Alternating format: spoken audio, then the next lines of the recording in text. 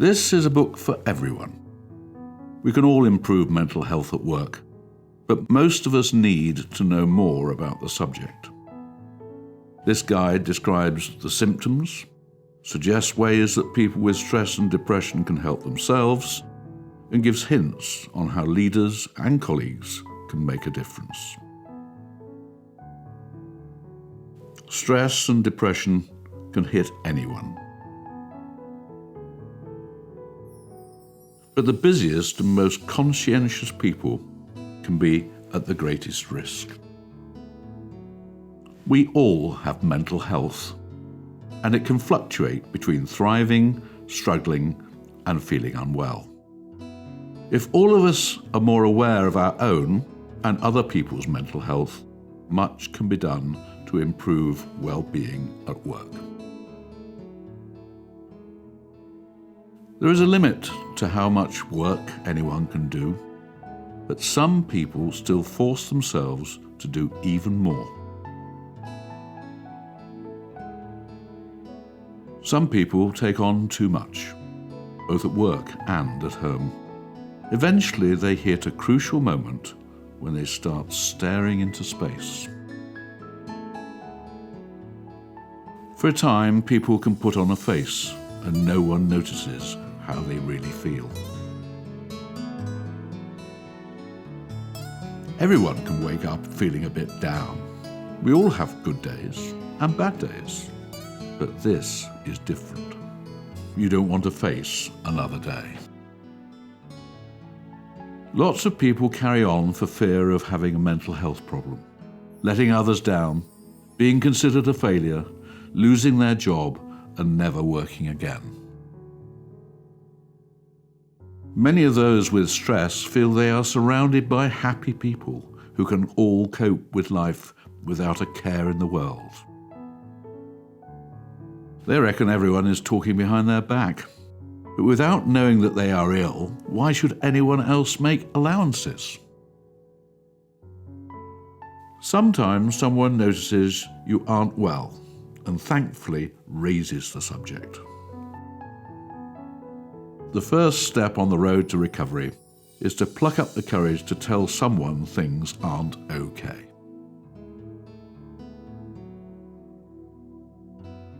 You need help. Trying to cope on your own will only make you feel worse. The sooner you get help, the sooner your life will get back on track. Telling someone you have a problem doesn't make you less of a person. Don't be ashamed. Be proud that you are facing up to reality. 4 tips on how to get help. 1. Talk to a friend. Pick a person who is the easiest to talk to. 2. If you feel you can, talk to your boss. 3. Find out about the help that is available. 4. Go to the doctor. The longer you wait, the worse things can get. Talking to your boss isn't always straightforward. It makes a big difference if your boss is someone you can talk to. But even with a sympathetic boss, it is difficult to start the conversation. The first words are probably the most difficult, but here are a few that can help. I've been meaning to talk to you for some time. I'm hoping that you can help me. I'm worried about letting down the rest of the team. I haven't been well for a few weeks. I know I haven't been on top form. It really doesn't matter what you say. What matters is that you are talking about it. When you go to the doctors, make sure you talk to a GP you can get on with.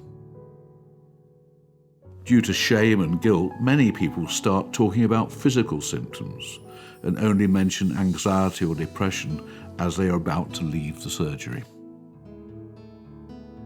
Many people with stress and depression think they are the only ones in the world to suffer. That's simply not true. 1 person in 4 experiences the same symptoms. It's very important to tell the truth.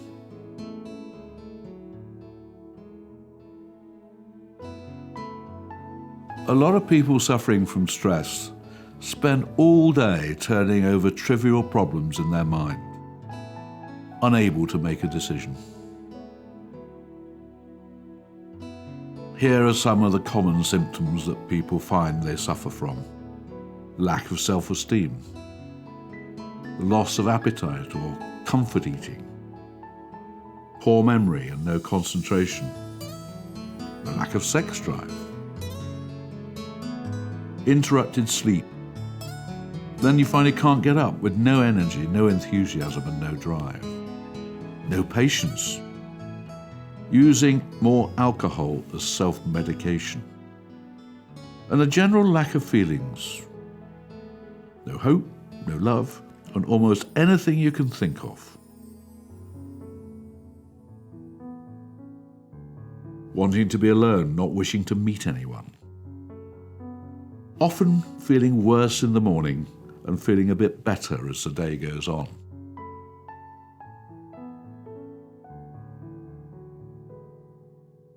Stress and depression are usually a physical problem. Your doctor will explain what that means. It's just like flu or a broken leg. But other people can't see the signs of your illness. Top jobs can often be the most stressful. People in senior roles are more likely to suffer from stress and depression because they tend to push themselves to breaking point. But people don't have to be in a high-profile job to experience problems.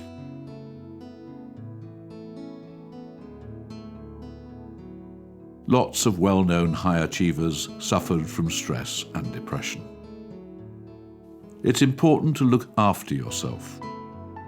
Some people simply don't know when to stop. They can't say no, always wanting to do better, please other people, and finish every job. Consequently, they are so hard on themselves that they go a step too far and reach breaking point. But they still won't give up, making matters even worse. If you came in here with a cough or a headache, you'd be happy to take pills. These pills will help your body get better. Remember, you've got a physical illness, but don't expect them to work straight away.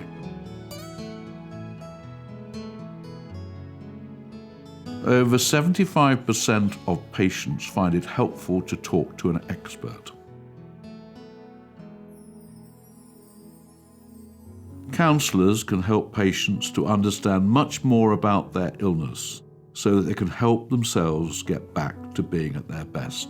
They may mention that sleep, diet, exercise and mindfulness can all play a part in preventing high levels of stress. Here are some typical trigger points at work. The sales figures are down. You've got a new boss. There's an extra workload. Had a disaster with the dairy. And you find you've got an angry old boss who gives you a hard time. Typical trigger points at home: bereavement, relationship problems, money troubles, the children, and your parents. And there are loads more of those typical trigger points at home. If you have flu, you have to take time off from work. Well, stress often calls for the same treatment. While you're away from the office, it's natural to wonder what people are saying about you. It is difficult for others to understand what stress and depression are like, which is why they say some very strange things. And even their well-meaning advice can be unhelpful.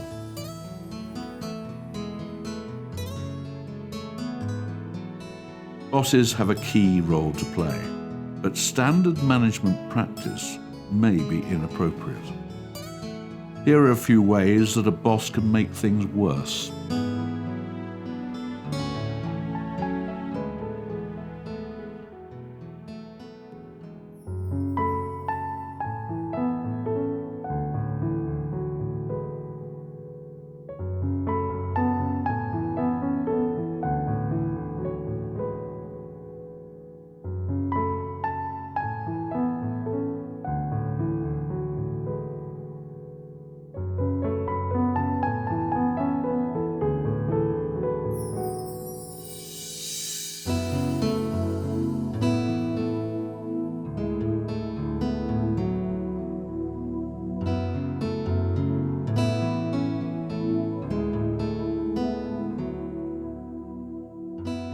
If colleagues at work learn enough about stress and depression, they can be really helpful. They realise that a valuable colleague has recovered from an illness, and with their support get back to being the very best they can be. Make sure every colleague feels part of the team. Being included helps them feel safe and will build confidence. Be a friend and be a mentor. A boss can make a major difference to colleagues with mental health problems. By being available, being understanding, being helpful, patient, kind, and flexible. A boss can do a lot to help a colleague get back into the workplace after a spell away. Start by meeting them in reception and perhaps go out for lunch. Boost their confidence with some positive remarks.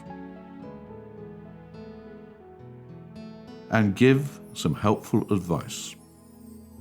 Whenever possible, let colleagues fit their work around the rest of their lives. For someone recovering from stress and depression, the ability to take a break can make all the difference. A boss can have a massive influence on the mental health of their team. A great boss doesn't simply sit in the office, giving orders and chairing meetings. It's your colleagues that run the business, so get to know them as well as you can. That means meeting face to face. You can't spot a great personality by studying personnel records on a computer. Managers are in a privileged position. They can influence more people than clergy, doctors, social workers, teachers, and politicians. A big part of the role is being a mentor, helping to solve the problems that fill a colleague's mind with worry. Keep in touch with colleagues who are off work and offer a home visit. Understanding a colleague means knowing their interests when they are away from the organisation.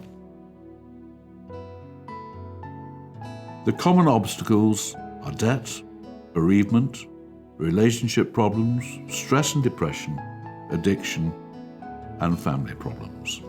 Most of your colleagues' worries have little to do with work. Feel privileged to help them. Ordinary bosses stick to the rules, follow policies, have meetings, do the appraisals, and have KPIs. A great boss uses kindness and becomes a personal mentor, provides the training you need, but also says thank you and well done, and gives a special reward if you deserve it, and might even give you your birthday off. The way an organisation is managed has a big influence on the colleagues' health and well-being. Our personal confidence and self-esteem is developed by the attachment we form with others. This starts in childhood and goes on to include life at work. Every workplace should create a happy community, giving a safe base to colleagues who look forward to coming to work.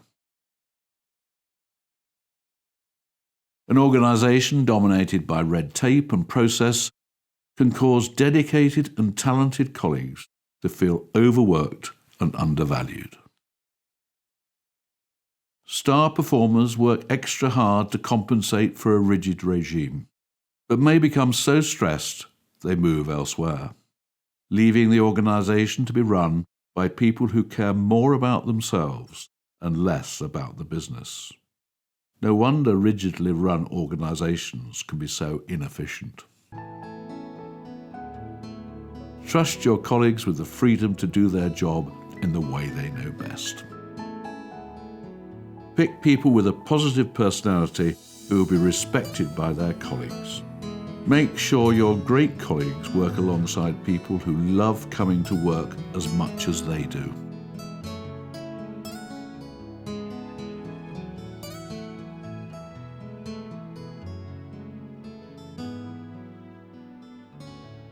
Support for colleagues with stress and depression isn't simply provided by a process or through appointing a mental health officer. An organisation's culture makes the real difference.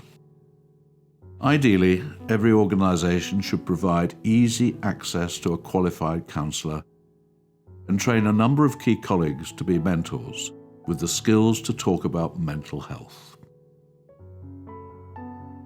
The best answers are found in a happy workplace based on kindness and respect, where everyone understands the background to stress and depression.